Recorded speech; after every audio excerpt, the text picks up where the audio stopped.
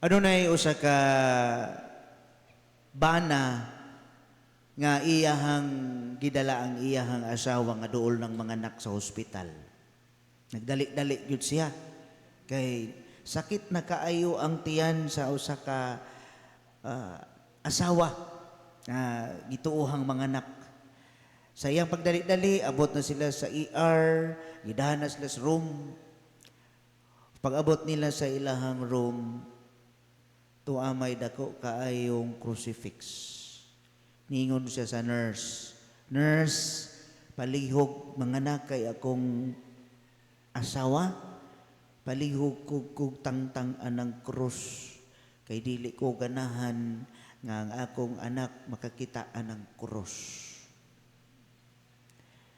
Pila dagan sa istorya, pila ka oras nga milabay, ang iyahang asawa nanganak. Og excited kaayo siyang nangutana, "Nurse, kumusta? Kumusta ang ako ang asawa? Kumusta ang akong anak?" Og niingon ang nurse, "Okay ra kaayo sir, he is fine. Pero dili gyud sa makakita anang cross sa atong Ginoo kay butaman siya." Kay kaning lalaki gituohan man ni siyang atheist. So ang iyang anak wa gyud ug dili gyud makakita sa maong krus sa atong Ginoo. Kung makaingon kita buta diha sa pag-anak kaniya, mamahimo ba kining silot sa Ginoo? Mga igsoon, atong nasinati ang bagyong Christine. Nasayod kita nga daghan kaayo og nangamatay.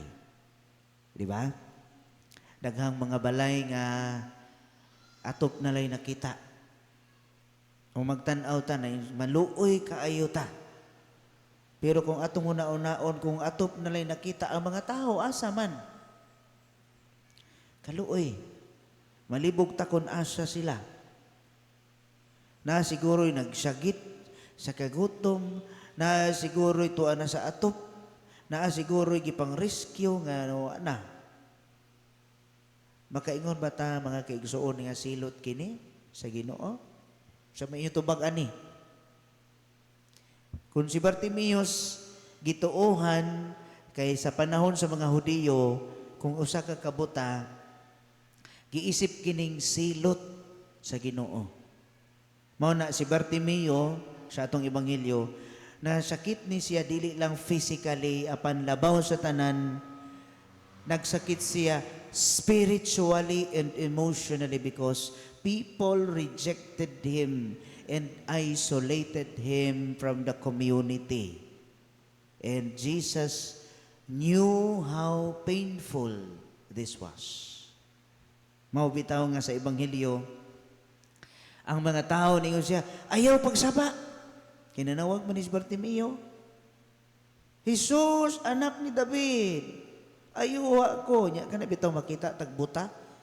"Hello, ayaw mong piyong-piyong diha, basig mabuta mo ron." Piyong-piyong naman ning uban. Mupiyong ka, mabuta ka. Bitaw kakita matagbutas daplis dalan, no? Kanang magpabuta-buta, na may uban nga magpabuta-buta. Piyong-piyong mata. Usay na adri sa simbahan. Ha? Magmangayo. Unsa may inyong reaction? Lain-lain matag response ana. Ang uban, kuot. Watag. Ang uban, bahala ka diha. Napoy uban, muguyod-guyod dito hinumdum ko sa mabolo. Daghan kay na diha. Diha mamigawas sa seminaryo, daghan kay mga buta diha og mga nagpabuta-buta. Nagpaguyod-guyod. Na mga oy, kana sila mga sindikato na. Na sila'y amo. Mabahin man ta, di ba? Tinood na. Naminaw mo? Ana ba? Klaro na to na. Mga igsoon, kung maingon ta og buta og na ay mga inaana nga klase o panghitabo na to sa kalibutan karon, silot na sa Ginoo? Dili. Ilibog mo? Nay usa ka higayon, usa ka grupo sa simbahan. Nagplano sila nga dunay dako kaayo ang project nga kinahanglan maka-generate silang income. So nagsabot sila nga, unsa may atong buhaton ani? Ingon sila magpa-disco ta. Disco for a cause. Ganahan mo ana? Manisko hay ra ba ming naungan ni? Disco for a cause. So, naidagkong pulta, naigamay pulta katong mga major sponsor. Lingaw man na kayo. Daghang kay mga batanon ana kay mahilig sa disco. Karon, excited sila. Naman gyud mo upos nga ayaw mo ana. Dili na maayo. Kinsa man ni sila? Kamo.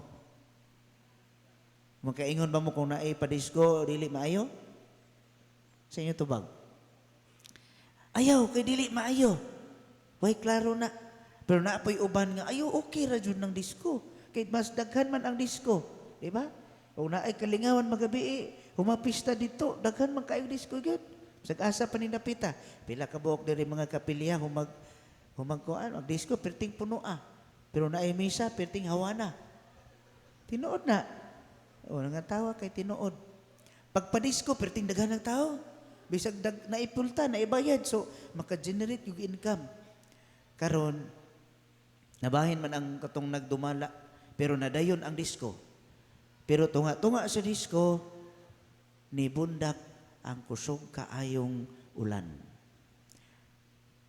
Nangabasa silang tanan, o wala napadayon ang disco. Unsay mga naani nga mga reaksyon? Na iniingon, gaba, mayra, iingnan bitaw, ang Ginoo na suko. So, unsa may inyong reaksyon na? Nasuko, tinuod ng Ginoo,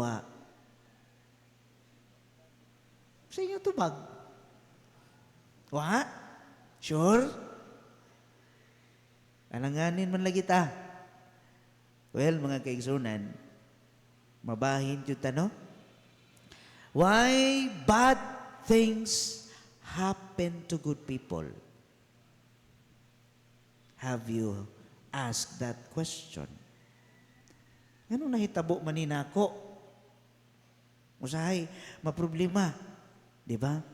Ngano mang nagkasakit kung ingon ani, nga buutan man ko kaayo.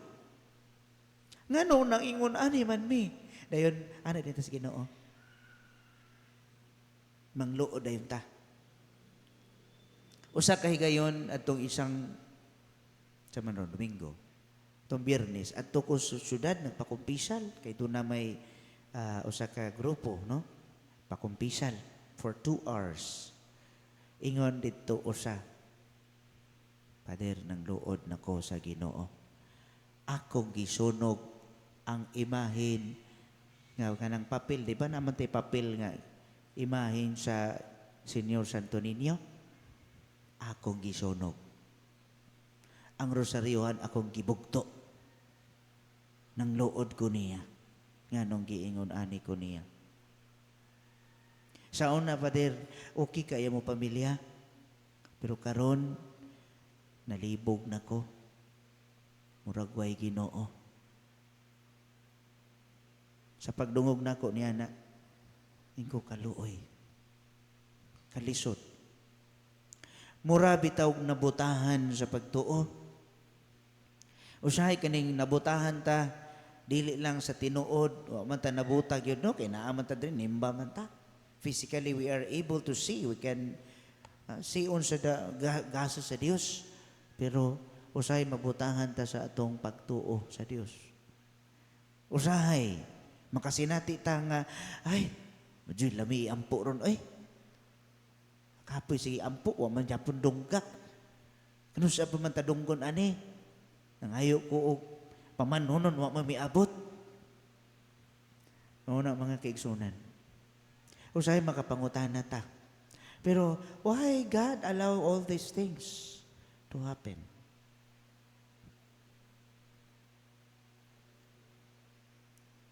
Okay ra mo?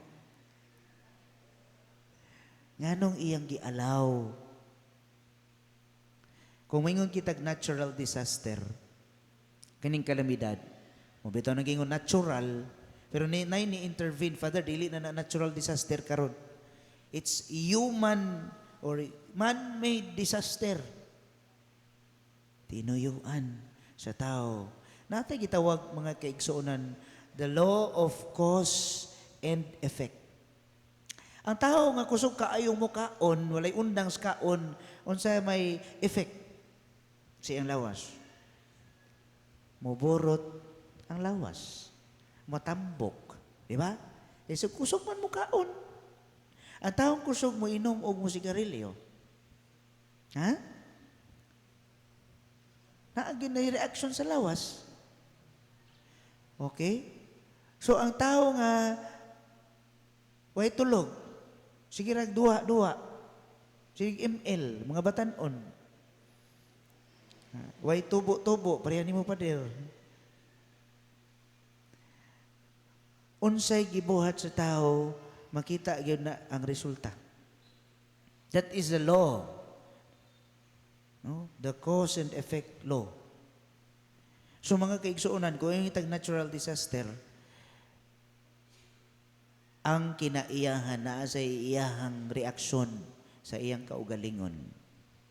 Pero kung ang tao na gani mo apil-apil ang naghilabot sa kinaiyahan, mosamot gyud na.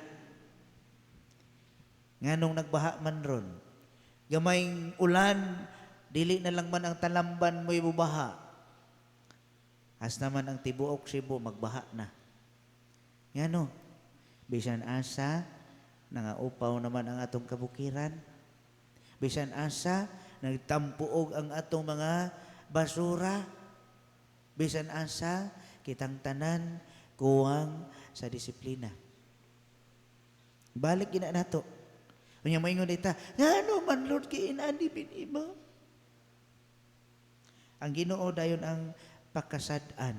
Kanang nga kinaiya mga kigsuonan, kanang itrapo bitaw nato ang sala sa uban.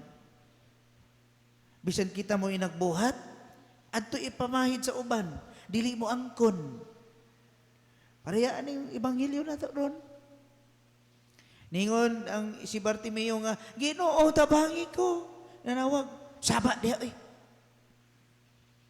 Samok. Ayaw, gasamok-samok ka. O sayang atong huna-huna, layo ra sa huna-huna sa Ginoo.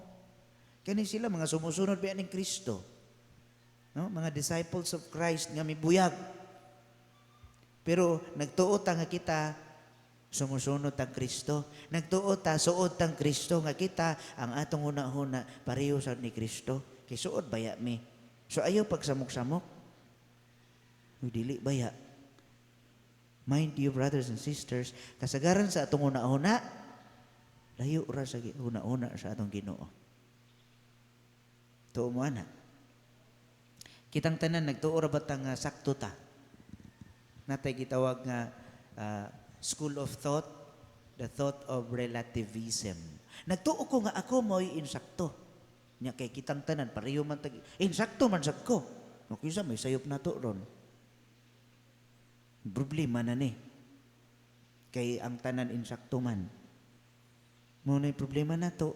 Kung wala tay kinaiya sa pagsabot sa usa ka sitwasyon, gubot ang kalibutan. That is why gubot jud tinuod ron ang kalibutan. So unsaon man na to? Lisod.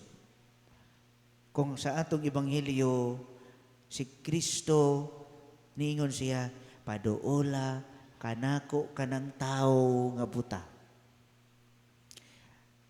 Bisan tuod sa ilang panahon giila siya nga gigabaan.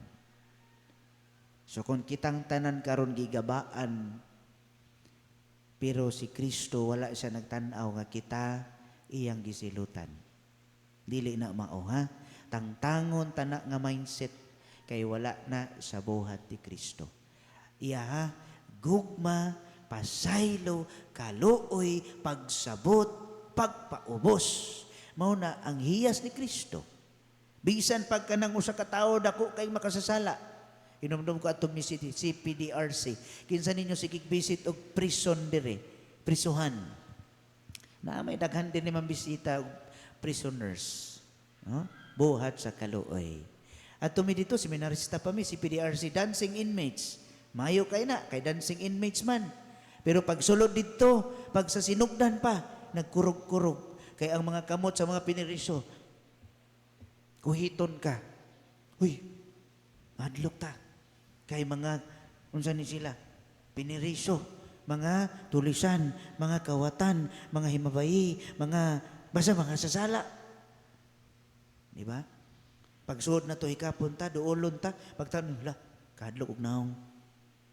Di ba? Tinood nili. Atong una-una pa, murag hilason kaayo. Tanaw na to, kita radyo waysa, kita mo ilimpyo.